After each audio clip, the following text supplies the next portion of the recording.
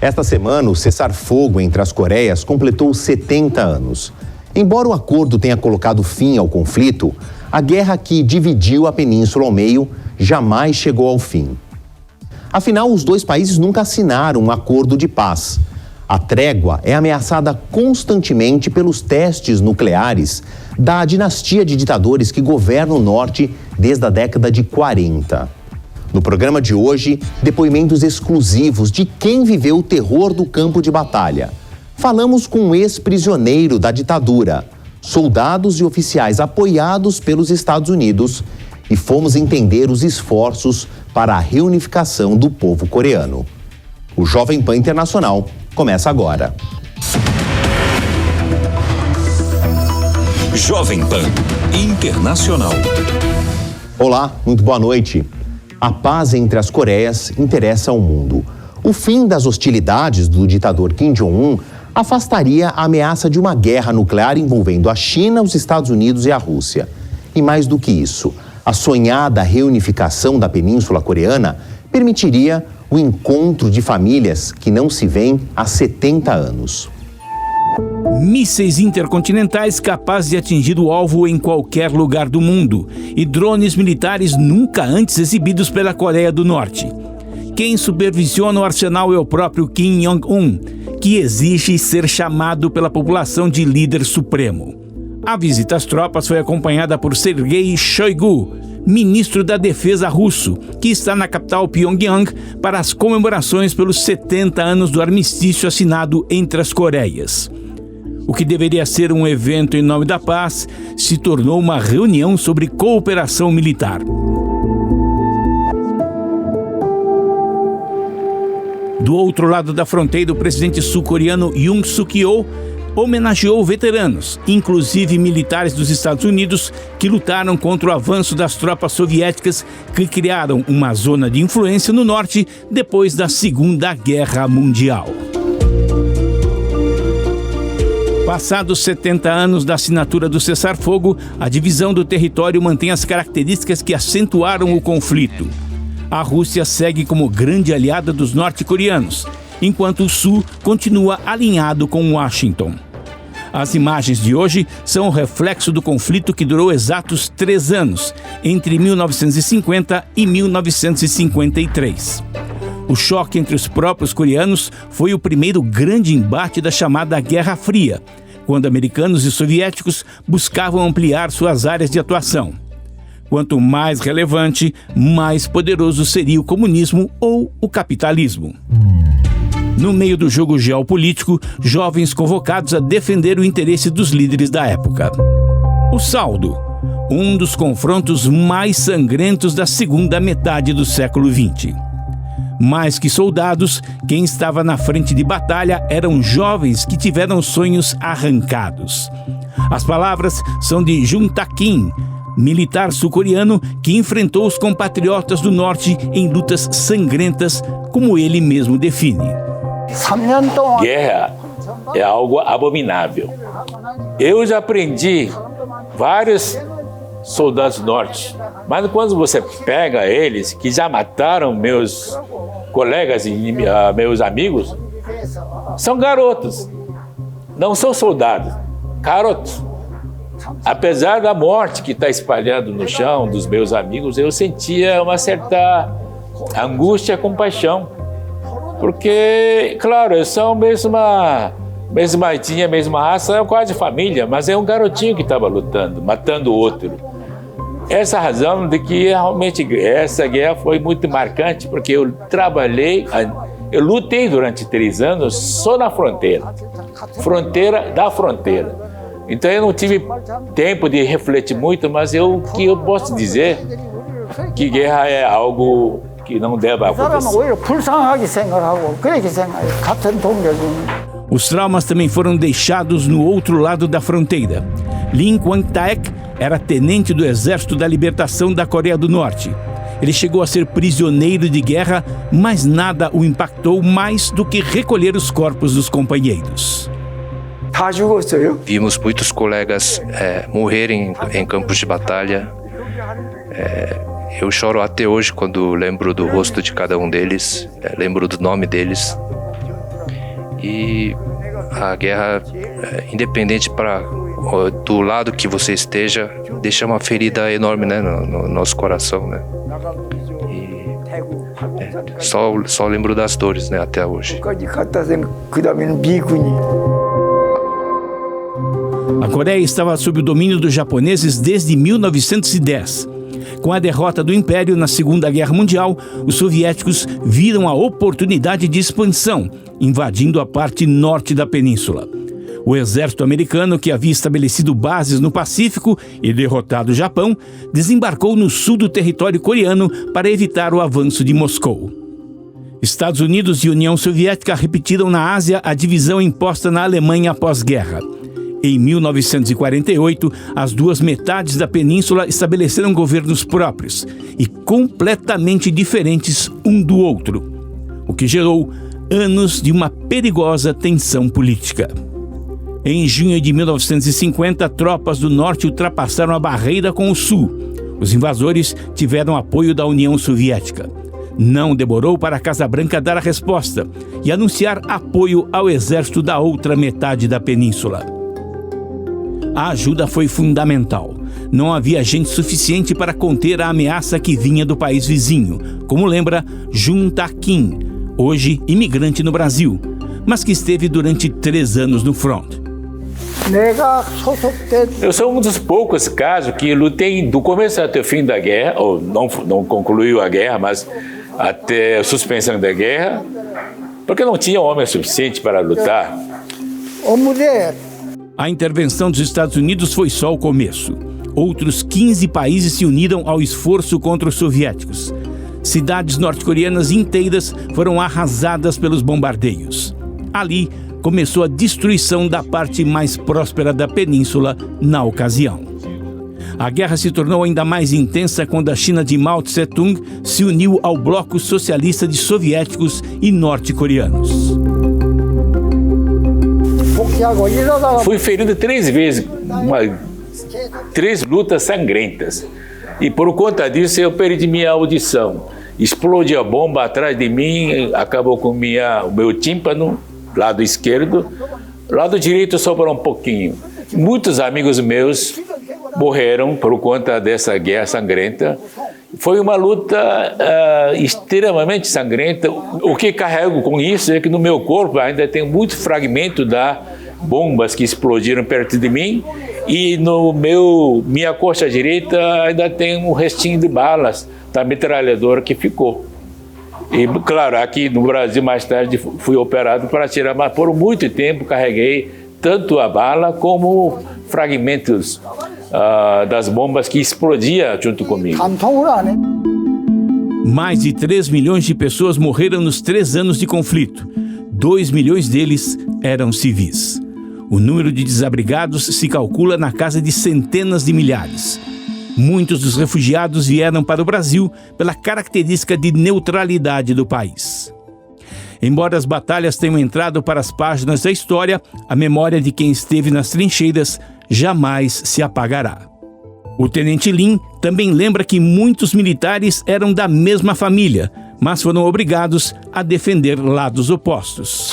Coreanos lutaram contra coreanos, né? É como irmãos que se matavam na guerra.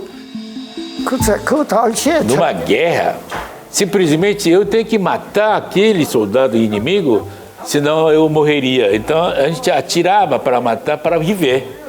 Então era uma circunstância que não permite uma reflexão filosófica sobre uma coisa chamada guerra. Simplesmente, ou eu mato, ou eu morro. O cessar-fogo em 27 de julho de 1953 acabou com a troca de tiros, mas não com a hostilidade. A família Kim instaurou no norte uma ditadura que já está na 3ª geração. A Coreia do Sul ainda teve de lidar com governos militares até os anos 60, quando o país estabeleceu a democracia plena. O armistício também foi um marco de rompimento. Os 2 países não mantiveram sequer relações diplomáticas e os desdobramentos do conflito levaram a destinos bem diferentes. Jun In-cho também lutou. Ele nasceu no norte na época em que o território era próspero. Hoje, morando no Brasil, lamenta o que sobrou do antigo lar por causa da ditadura. Esse regime, essa situação das coisas já causou milhões de pessoas, causou morte de milhões de pessoas, até de fome. Essa é a grande realidade e a razão principal da fuga da Coreia do Norte, principalmente para a Coreia do Sul, que está melhor estruturado hoje, economicamente e politicamente. Havia no passado até alguns encontros patrocinados entre dois governos entre as famílias, parentes, numa determinada região na fronteira.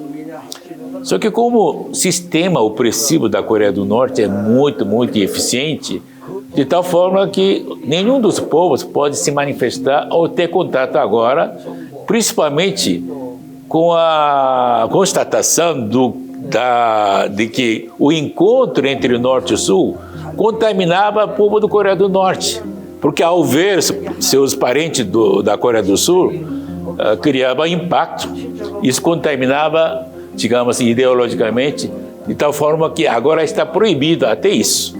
Mas tem família lá. Eu não consigo nem falar mais. Não tem como ter contato.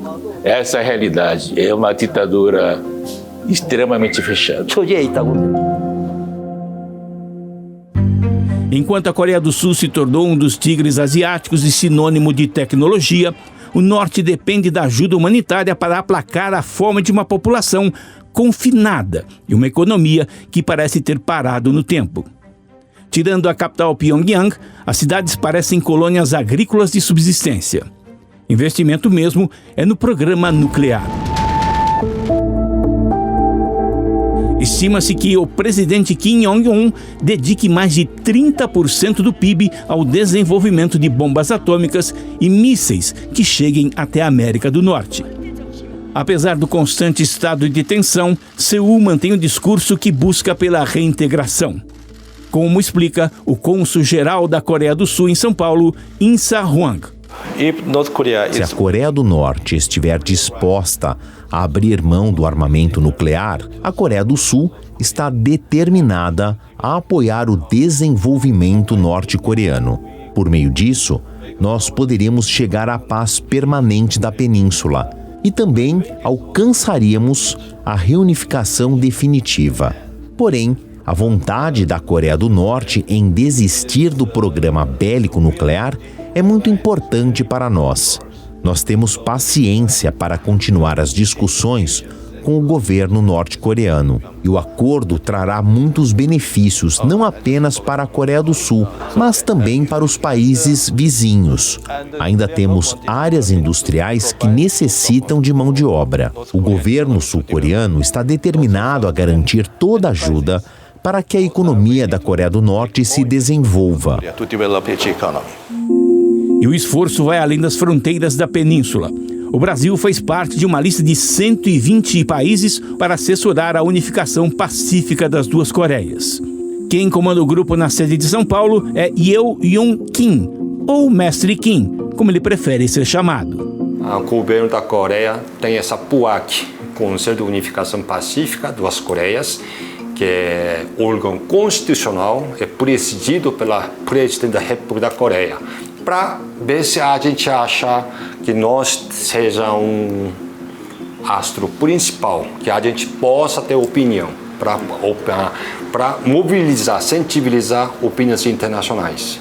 Quem diria a Alemanha um dia para outro derrubar aquele muro? A gente vê muitos desinstabilidade, insegurança econômica ou humanitária na Coreia do Norte. Com essa pandemia, a gente nem sabemos qual situação que eles estão.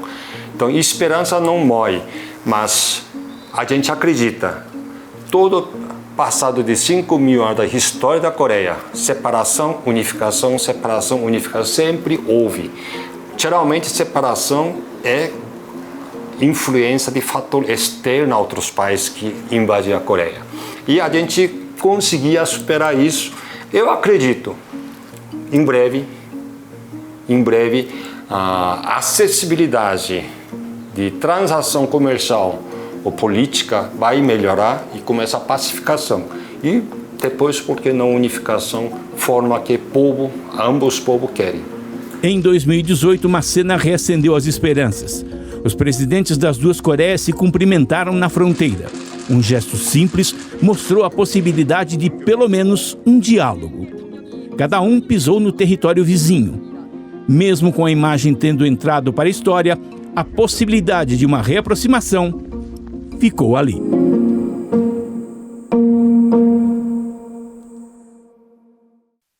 É claro que para a gente falar de Coreia do Norte, não dá para descolar desse assunto o programa militar e principalmente o programa nuclear.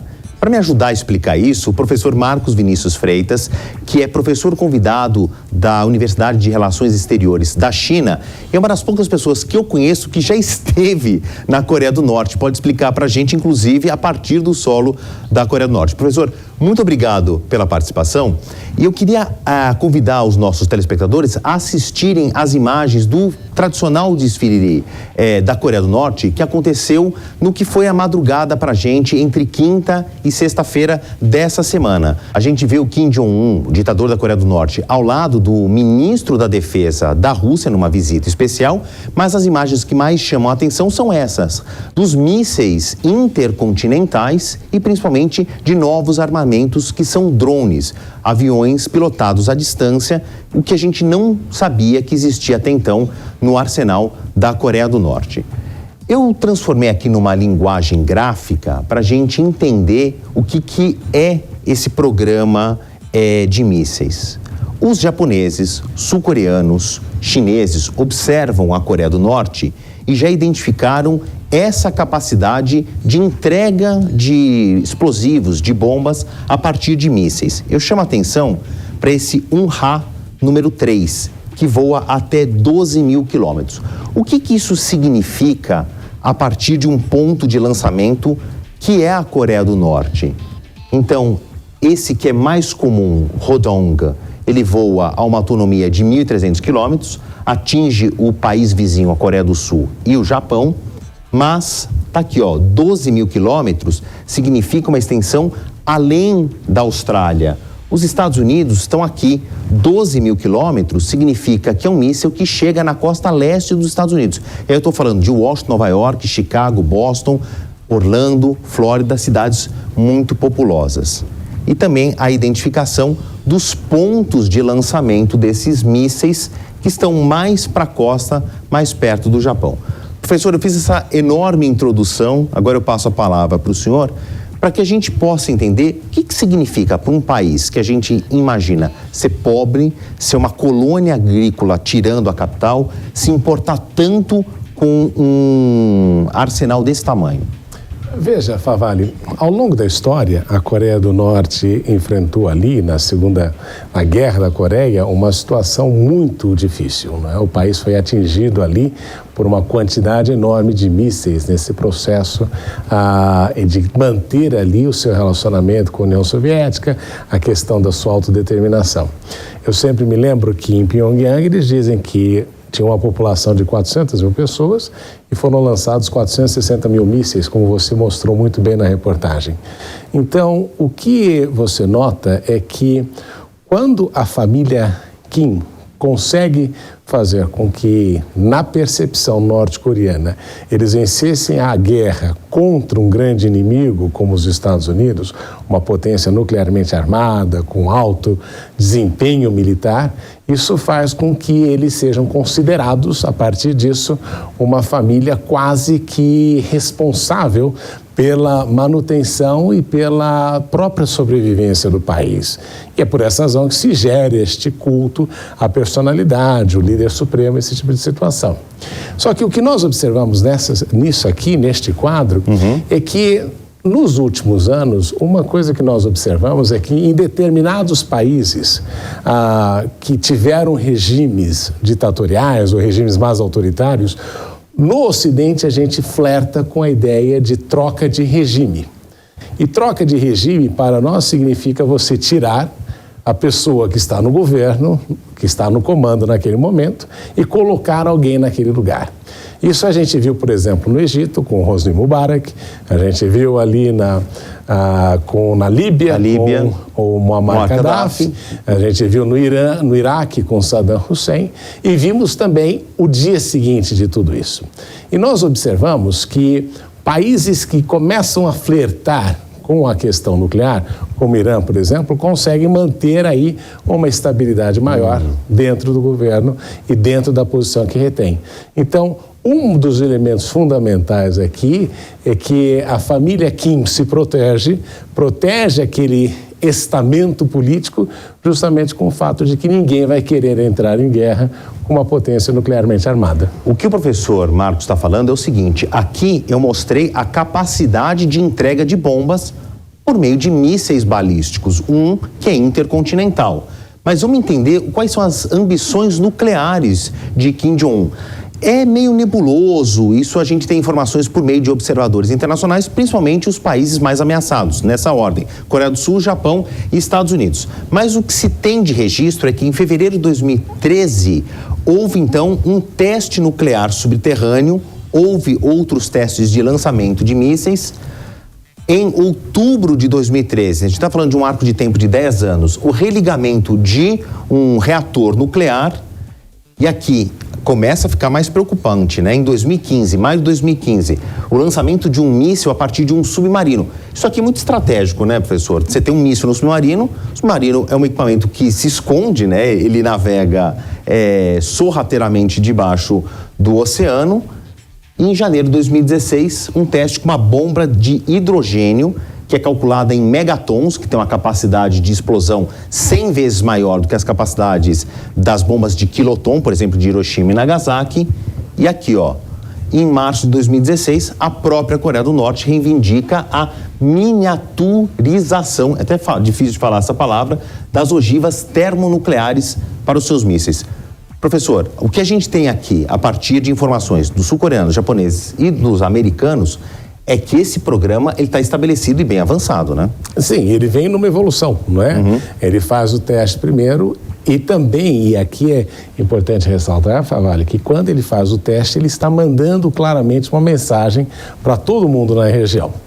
Não mexa conosco, porque nós estamos desenvolvendo e aperfeiçoando essa tecnologia, que é impressionante porque você vê, a Coreia do Norte é um país de menor relevância econômica que o Irã e conseguiu realizar e construir um programa nuclear. A gente sempre sabe que a grande dificuldade não é somente fazer a bomba, né? Mas aquilo que eles chamam de tecnologia de entrega. Ou seja, se nós quisermos que esta bomba atinja um lugar específico em determinado lugar, determinada cidade ou determinado ponto, esta que é a questão mais complexa nesse processo todo.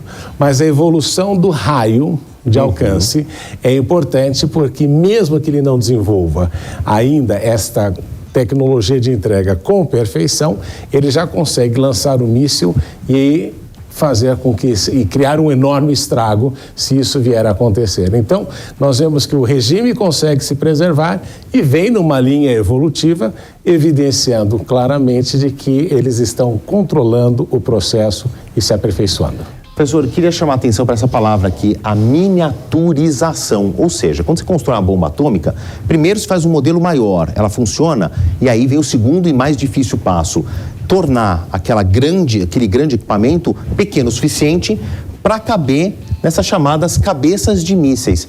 De onde vem essa tecnologia? É um desenvolvimento próprio, supostamente, ou eles têm apoios de outros países? Essa é a pergunta de $1 milhão, né, que se diz. Jeopardy, né? Essa é a grande pergunta que se diz. A mesma coisa que se fala a respeito de onde vem a tecnologia nuclear que o Irã vem desenvolvendo.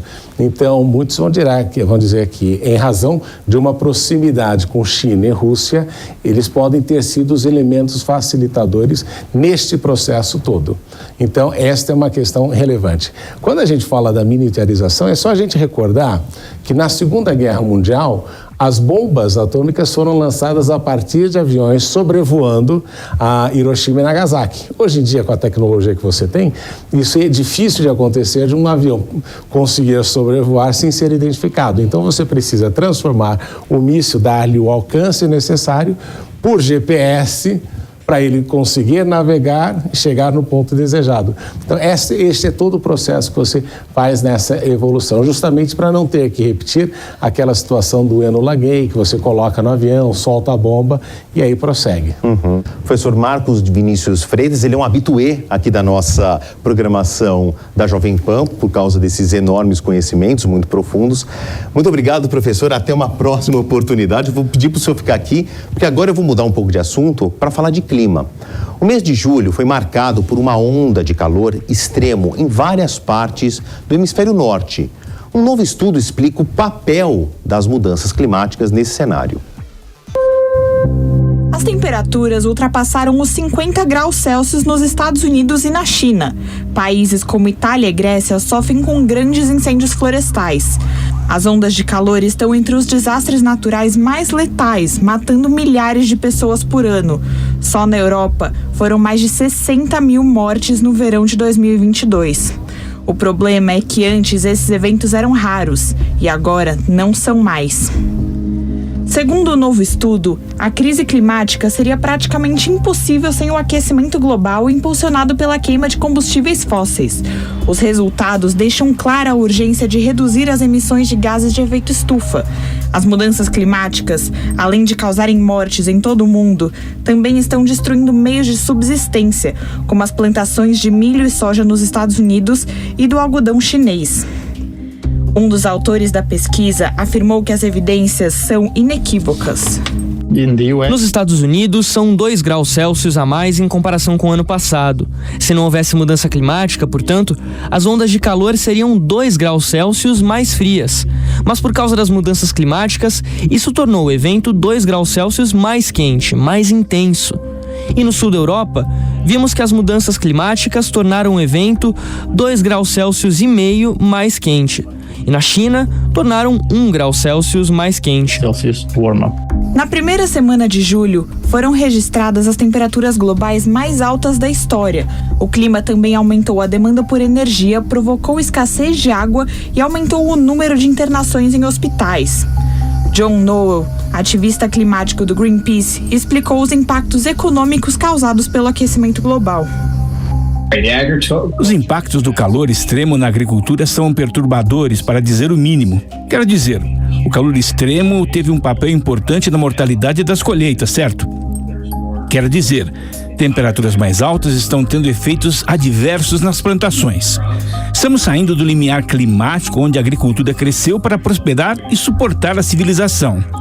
Então, na verdade, estamos neste novo sistema climático emergente, onde nossas colheitas não estão acostumadas com os padrões climáticos e o calor. E o que isso significa a longo prazo é que não acho que tenhamos lidado totalmente com os impactos do que a redução do calor e da produtividade do milho poderia fazer por esse país e pelo mundo. O fenômeno El Niño, o aumento da temperatura das águas do Oceano Pacífico, também contribuiu para o calor em algumas áreas, mas cientistas reforçam que o aumento dos gases de efeito estufa foi o principal fator. As ondas de calor devem se tornar ainda mais frequentes se as temperaturas globais médias subirem para 2 graus Celsius acima dos níveis pré-industriais. Atualmente, a estimativa é que tenham subido 1,1 graus Celsius. Eu encerro o programa de hoje na esperança de ter cumprido o nosso objetivo, que é recontar a grande história da humanidade a partir daqueles que vivenciaram o fato. Fica aqui também o nosso compromisso de te esperar no próximo programa da semana que vem. Tchau! A opinião dos nossos comentaristas não reflete necessariamente a opinião do Grupo Jovem Pan de Comunicação. Realização Jovem Pan News.